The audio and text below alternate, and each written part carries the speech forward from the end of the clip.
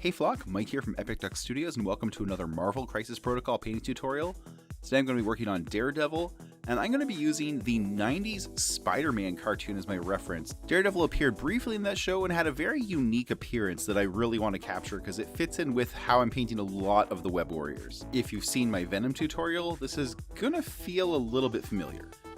So I'm going to begin by giving the model a head-to-toe base coat of P3 Thamar Black. Doesn't have to be Thamar Black, any black will do, but the idea is a good, solid, nearly true black. I don't want, a Corvus black or an Ashith gray where it's a little bit of an off black. I want the truest black I can get, head to toe. I'm not worried about the base, and in fact, I'm not going to be painting the base in this video, because honestly, I paint almost all Crisis Protocol bases with the same set of tools. You've seen it before. If you haven't, check out my She-Hulk or my Groot video. It's a couple shades of gray, a little bit of brown here and there, and some comic style lining. Alright, that black base coat is done. I'm going to set the model aside for a few minutes and let that dry. So I'm going to begin base coating my red details with Citadel Khorne Red, and I'm adding just a little bit of water, making sure I'm using a damp brush so it just flows nice and easily, but isn't washing. We want to make sure it still, stays where we put it. So to approach the style of Daredevil as he appeared in the 90s Spider-Man cartoon, I'm going to be using Khorne Red basically to outline the different parts of his costume. For example, going all the way around his shoulder. There's a few places where a couple details are close together, and in those cases I really just pick out the top edges of each detail so it's not just too much red, it's not overpowering. Now it's worth noting that there's a lot more body armor panels and so on this model than there are on Daredevil as he appeared in the cartoon. In the Spider-Man cartoon, Daredevil's basically just wearing a head-to-toe spandex bodysuit, whereas we've got, shoulder pads and, some armor panels and so on, which adds an extra layer of detail. Beyond that, I'll also be using a little bit of Khorne Red to pick out some of the major folds in the fabric and a couple larger muscle areas just to really give definition to those shapes. Now, aside from most of the costume, which is black with red outlines, there's a few details that need to be solid red. And that's going to be his eyes, the horns, the DD logo on his chest, and then his belt. There's also a holster on his left thigh for his batons, and I'm going to paint that solid red as well, because it's basically the same kind of detail the belt is. Now, you might have noticed that I modified Daredevil's batons a little bit. As the model's designed, he holds one in his left hand, and it has a long looping wire that, curves around the model once or twice, and the other baton's just kind of floating in the air. It's a very wobbly feature, and I personally felt like I was going to break it. In the 90s cartoon, he just had a couple of beat sticks. There wasn't this long, looping wire between them. And so that gave me, first of all, some justification for this modification that I made, but also some inspiration. And so what I did is I just cut the wire out between the two. And Daredevil's right hand is kind of a bit of an open palm, but it was really easy to just glue the second baton into there. It just looks like he's, maybe flexing his fingers while he uses it. It's not a perfect conversion, but it certainly made the model a lot less breakable. Now, for the most part, Daredevil's suit is pretty smooth, but you can see on the thigh here, on the boots, around his back, there's a few areas where there's a lot of wrinkles in the fabric, and I want to put some little red highlights there just to make those details stand out.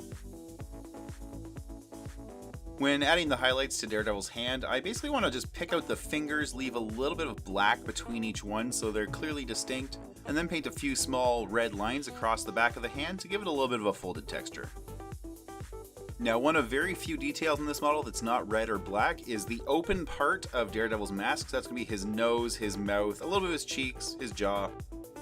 I'll be using Citadel Cadian Fleshtone as the base coat for that.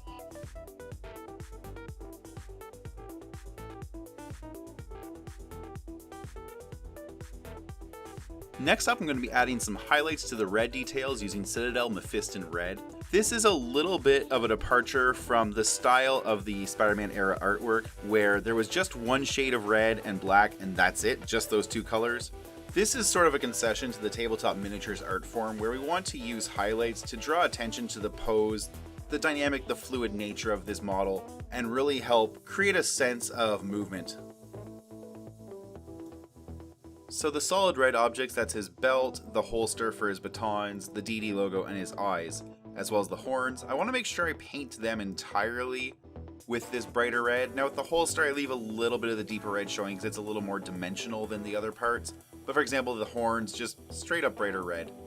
Now everywhere else I'm leaving about 50% of the Khorne Red showing, and that's not a hard and fast rule. I'm not really measuring it. I'm just leaving basically around the outside of the Mephiston Red highlight. I'm leaving a little bit of the Khorne Red showing to create a little bit of a transition.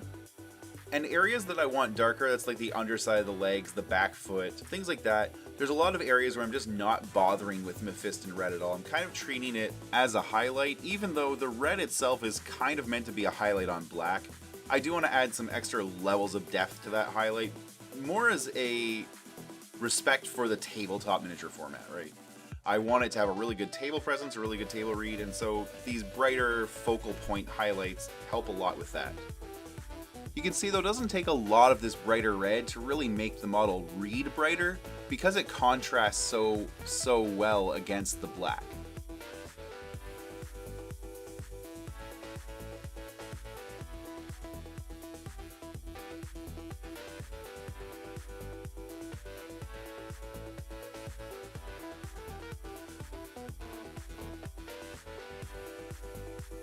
With Mephiston Red highlights finished, I want to go just a little bit brighter on a few points. I'm going to start by just brightening up Daredevil's eyes, and then I want to hit focal points around them. So the brows, the cheeks, the horns, and then basically just a lot of sharp points that are kind of visual interest on the model. So I'm going to do the top of the DD logo, and then a lot of highlights around the shoulders and hands.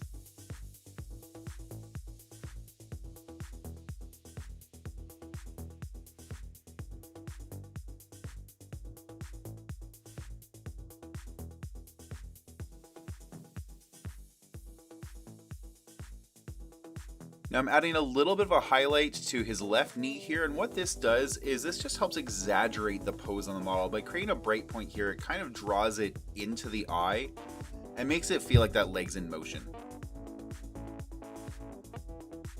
Now, kind of the same deal here, the highlight on Daredevil's butt is meant to exaggerate the lean. The model's kind of tipped forward just a little bit, and by highlighting his butt, it brings the butt kind of towards the viewer and exaggerates the proportion of him leaning, which again sort of makes him feel a little more in motion.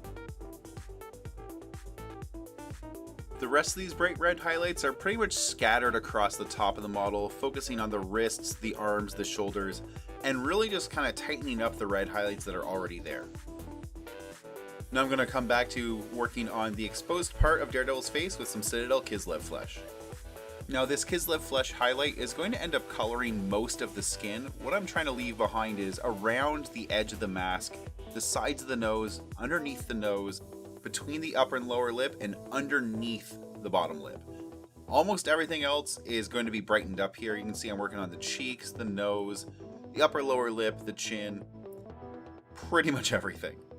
Next I'll be painting both of Daredevil's batons with Citadel Mechanicus Standard Gray. This is an incredibly straightforward step. There's, no finesse here whatsoever except making sure I don't paint the hands. Now, in his appearance in the Spider-Man cartoon, Daredevil's batons were almost white, or at least a very light gray, but I felt that'd be a little bit too distracting and would draw a little bit too much focus to them, so I chose this darker gray because I felt it fit the model better. And now it's time for my favorite part of any comic style paint job, the comic style lining. For this one I will be using Higgins Black Magic. If you've seen any of my other videos, that's not a surprise at all. If you're new here, you're going to love this stuff. Higgins Black Magic is my all-time favorite black ink. There's other black inks that work really well too. For example, Daler-Rowney FW Black, Liquitex Carbon Black, Amsterdam Ink, Speedball Super Black. These are all great options too. I just find Higgins goes on a little bit smoother and a little bit more opaque than the rest.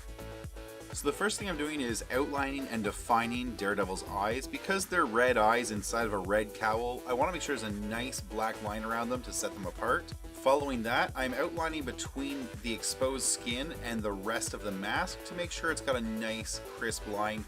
The face is honestly where a lot of the comic style look is going to come in because there's so much black already present everywhere else. So I'm dropping a little shadow underneath his nose. Be very careful it doesn't look like a certain mustache. Then a little line underneath and above his bottom lip. Finally, a tiny little line just towards the corner of the top of the nose. Just give it a little bit of a crease. And from there, I'm going to be using the black ink to help separate different parts of the models, like the buckle on his belt, the buckles on the holster for his batons. You can see I also drew some black lines already just on the small details on the baton. And the other thing I'll be using the black lining for here is actually just to bump up the volume of some of the black areas. There's a couple places where I ended up with too much Khorne Red. It kind of overtook a spot. And so I'm going to be using the black lining to actually just sort of expand those black areas, clean up the reds a little bit, and just make the edges a little bit crisper on some details. For example, here I'm reshaping the black spot on the side of the head and a little bit around the neck here. There's just a couple spots where there just ended up being too much red, and so I'm just coming with the black, cleaning up the edges, the margins of the red a little bit, tightening up those spaces. For example, right here on Daredevil's right flank, I ended up with a red blob where I meant to have some red creases, so I'm bringing in the black line, just kind of break that area up and make sure the red's not overpowering. The whole right hip area in general needs a little bit of work. You can see here, the red just became too overpowering. There's just too much of it. Again, just taking the black, cleaning it up a little bit, just improving the crispness of the margins of the transition from red to black.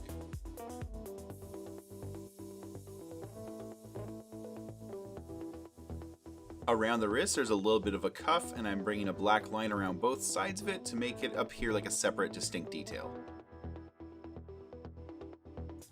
There were a couple places where some Khorne Red ended up obscuring a panel line between two parts of Daredevil's armor, using a little bit of a black line just to reinforce that separation. One of the last few details I'm adding here is an outline on the surface on the end of the baton. That's a mouthful. Really just want to improve the sort of illustrative look of the baton itself. And finally, I wanted Daredevil to have a little bit of a scowl, so I'm just creating a bit of a visual crease by having some black lines coming out from between his two eyebrows. And there we have it, Daredevil in the style of the 90s era Spider-Man cartoon, with a few exaggerations for the tabletop medium. I really hope you've enjoyed this one. This is actually one of my favorite pieces, even though it was also one of the quickest ones to paint with the shortest palette. Thanks again for watching, and until next time, do something epic.